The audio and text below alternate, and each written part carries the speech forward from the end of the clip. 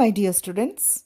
In this session, we are going to discuss one act play, The Dear Departed Part 2. Part 1 already we have discussed in the previous video. This is taken from our 10th class English textbook, Unit-2, B Reading. About the author, William Stanley Houghton, who was born in 1881 and died in 1913, was a famous English dramatist. He was one of the best of a group of realistic playwrights, often called the Manchester School. In every play, he sought to present an idea. He had a remarkable gift for dialogue that is evident in The Dear Departed. The Dear Departed was first produced in Manchester in 1908. Here, Houghton satirizes the degradation of moral values in the British middle class. As discussed in the part 1, there are 6 characters in the play. Abel Merriweather, father. Amelia Slater is elder daughter. Elizabeth Jordan is younger daughter. Henry Slater is husband of Amelia. Ben Jordan is husband of Elizabeth. And Victoria is a girl of 10, daughter of Amelia. In part 1 of Dear Departed, we have seen that Mr. and Mrs. Slater inform Jordan's family about the death of Abel Merriweather. Before they arrive, Mrs. Slater already has taken the bureau and clock which belongs to her father. Now, after they come, they all discuss about the property issues of Abel Merriweather. But to their surprise, Victoria informs them that grandfather was alive and coming down. They all were shocked to know that Abel Merriweather is not dead but alive. Before getting into the lesson, let's see the glossary. Gingerly, in a careful way. Poke, to push. What the devil, old-fashioned way of showing annoyance or displeasure. Tomfoolery, foolish or silly behavior. What the dickens, used in questions instead of the word devil to show that you are annoyed or surprised. Vindictive whisper, talking about someone in a harsh and hasty manner. Double-faced, hypocritical, deceitful, dishonest. Thumping, hitting hard. Will, legal document that says what is to happen to somebody's property after his or her death. Fancy, want or feel like. Consternation, unemotional and skillful. Ringo Bells, the name of a restaurant. Handier, easier. Now let's begin the play. The Dear Departed Part 2. Abel, what's the matter with little Vicky? He sees Ben and Mrs. Jordan.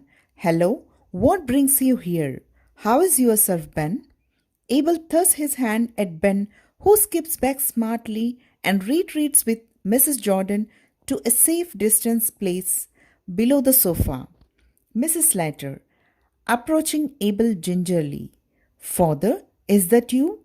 She pokes him with her hand to see if he is solid. Abel, of course it's me. Don't do that, Amelia. What the devil do you mean by this tomfoolery? When Victoria saw Abel Merriweather, she was scared. Abel asks what happened to her.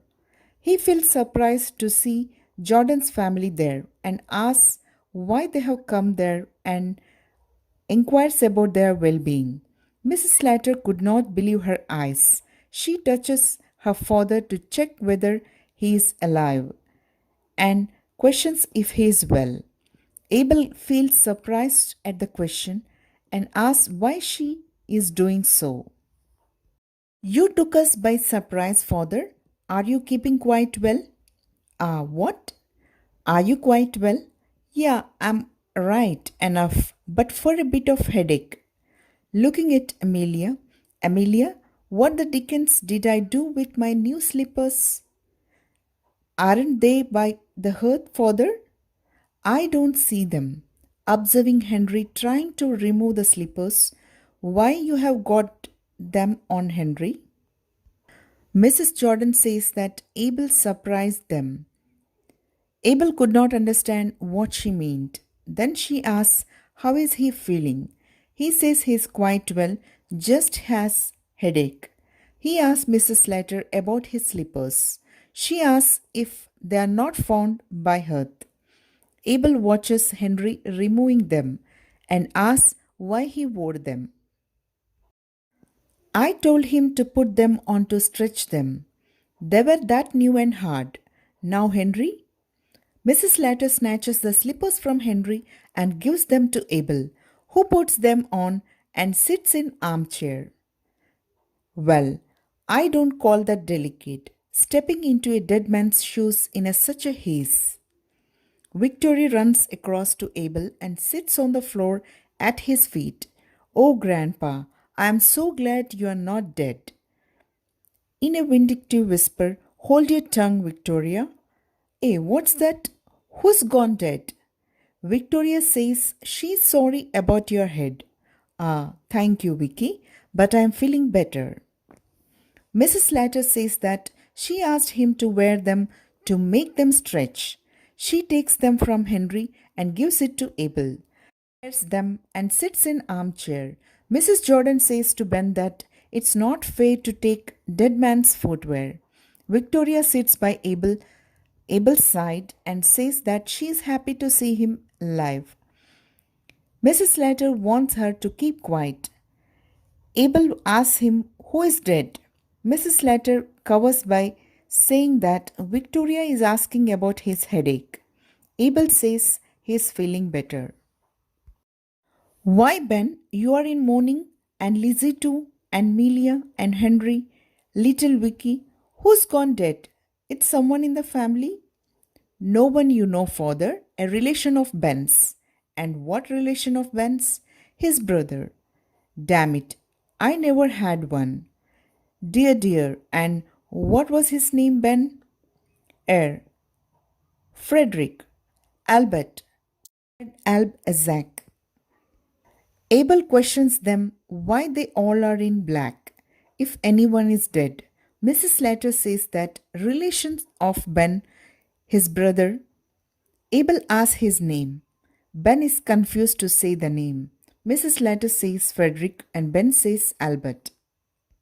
Isaac. And where did your brother Isaac die? In Australia. Well, I suppose you have only been waiting for me to begin tea. I'm feeling hungry. Taking up the kettle, I will make tea. Come along now. Sit you down and let's be jolly.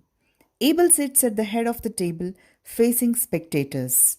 Suddenly recollecting, hey, Amelia and Henry, what the devil did you mean by shifting my bureau out of my bedroom? Henry and Mrs. Slater are speechless. Do you hear me, Henry, Amelia? What bureau was that, father?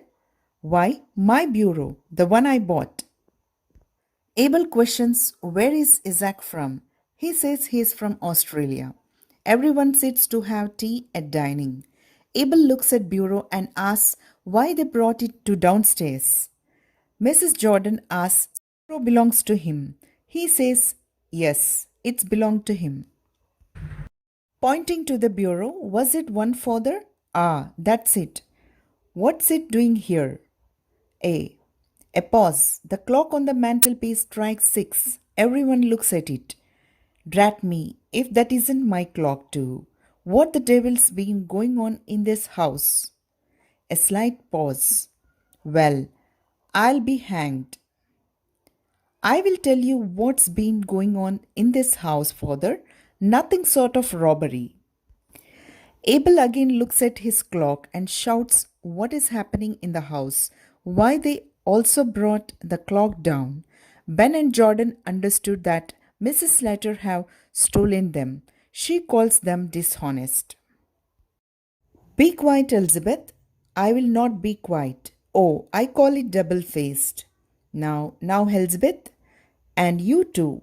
Are you such a poor creature that you must do every dirty thing she tells you? Rising, thumping the table, damn it all. Will someone tell me what's been going on? Yes, I will. I will not see you robbed. Who's been robbing me? Amelia and Henry. They have stolen your clock and bureau. Working herself up, they sneaked into your room like thieves in the night, stole them after you were dead. Shh, quiet, Elizabeth. I will not be stopped. After you were dead, I say. Mrs. Jordan scolds Henry for doing whatever said by his wife. Abel could not understand what was happening. Mrs. Jordan tells him that after he died, they have stolen them. After who was dead? You. But I'm not dead. No, but they thought you were. A pause. Abel gazes round at them. Oh ho, so that's why you are all in black today. You thought I was dead. He chuckles. That was a big mistake. He sits and resumes his tea, sobbing, Father, it did not take you long to start dividing my things between you. I will tell you what I'm going to do. Since your mother died, I have lived part of the time with you, Amelia, and part with you, Lizzie. Well, I shall make a new will, leaving all my bits of things to whoever I am living with when I die. Does that strike you? Abel could not understand and says he is alive. Then Mrs. Jordan says that they thought he is dead. Now Abel understood that after knowing about his death, immediately they started dividing the things. He says that he is going to change his will. You know, Father, it's quite time you came to live with us again. We would make you very comfortable. No, he's not been with us as long as he was with you. I may be wrong, but I don't think Father will fancy living on with you after what's happened today. It seems to me that neither of you has any cause to feel proud about the way you have treated me. If I have done anything wrong, I am sure I am sorry for it. And I can't say more than that, too. It's a bit late to say it now. Neither of you cared to put up with me. No, no, Father. A. You both say that because of what I have told you about leaving my money. Well, since you don't want me, I will go to someone that does. Come, Mr. Merriweather, you have got to live with one of your daughters. Now both the sisters invite the old man to live with them, but Abel says he is not going to any one of them. Though they say sorry to him, he is not convinced. Abel says that as they just want money and not him, he is going to someone else. Ben says anyhow he has to live near any one of them. I will tell you what I have got to do. On Monday next, I have got to do three things. I have got to go to the lawyer and alter my will, and I have got to go to the insurance office and pay my premium, and I have got to go to St. Philip's Church and get married. What? Get married? He is out of his senses. General consternation. I say I am going to get married. Who to? Abel says that the coming Monday he is going to do three things. One is to change his will, and second one is to pay his premium, and the third is to get married. They ask whom he is going to marry. To Mrs. John Shorrocks, who keeps the Ringo bells. We have had it fixed up a good while now, but I was keeping it for a pleasant surprise. He rises. I felt I was a bit of a burden to you, so I found someone who would think it is a pleasure to look after me. We shall be very glad to see you at the ceremony. He gets to the door. Till Monday then, 12 o'clock at St. Philip's Church. Opening the door, it's a good thing you brought the bureau downstairs, Amelia. It will be a handier to carry it across to the Ringo bells on Monday. He goes out. They all were shocked to listen about Abel's remarriage at this age.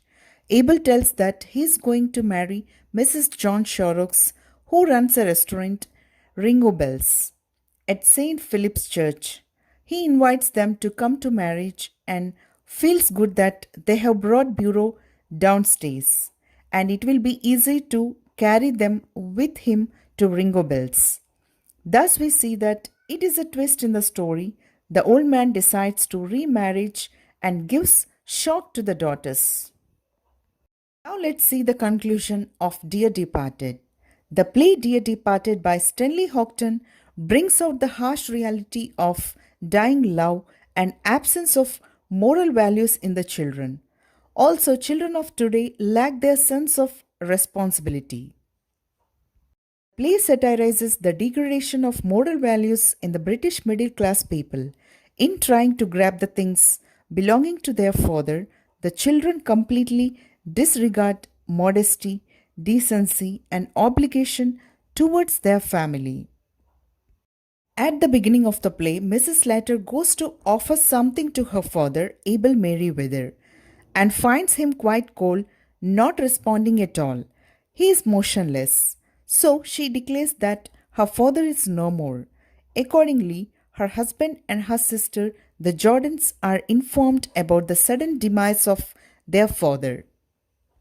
Mrs. Slater and her husband are busy making arrangements for the morning. They are expecting the Jordans to join them. They start using the various belongings of their father. Victoria, daughter of Mrs. Slater, does not like all this, but reluctantly she is helping her parents in these matters. Victoria is asked to keep a watch on the main door to inform her father about the arrival of the Jordans. Mrs. Slater is not willing to share her father's belongings with Mrs. Jordan. When the articles are being shifted, the Jordans arrive.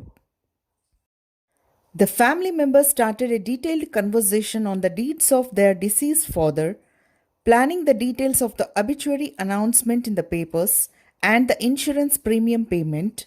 They started a discussion over the distribution of their father's belongings among them.